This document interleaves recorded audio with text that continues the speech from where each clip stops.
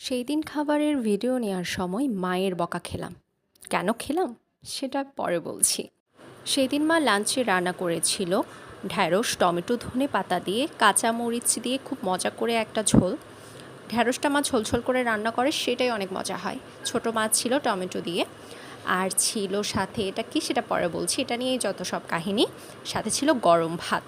এই তো আমি প্লেটে সাজিয়ে ফেলেছি লেবু আর কাঁচামরিচ, আর সাথে ভাত নিয়ে প্রথমেই নিয়ে নিলাম ভেন্ডি কারি বা ঢ্যাঁড়স যেটা বলি। এটা অসাধারণ লাগে, ঢ্যাঁড়সটা অনেক ফ্রেশ ছিল, সাথে টমেটো, ধনে পাতার ফ্লেভার সব মিলিয়ে অসাধারণ লাগছিল খেতে। এরপর আমি নিলাম মাছ। ছোট মাছটা মা টমেটো ধনে পাতা দিয়ে বেশ মজা করে রান্না করে, এটা তো ইয়াম ছিল। সাথে আমি মুরগিও নিয়েছি, তখন মুরগির হাড়টা আমি অন ক্যামেরায় চিবাচ্ছিলাম। মা আমাকে অন ক্যামেরায় হাড় চিবাতে দেখে বললেন, তুমি ক্যামেরা অফ করে তারপর হাড় চিবাও। আমি বললাম, কই, সবাই তো এমন করে। মা বললেন, সবাই করে বলে তুমি করবে নাকি? এই ক্লিপসটা তুমি ভিডিওতে দেবে না। তো মা যেটাই বললেন আমি সেটাই শুনলাম। আমি এটা ক্লিপস হিসেবে দিইনি, যদি আসলে এটা দেখতে বাজে দেখাচ্ছিল, মার কথাই রাখলাম।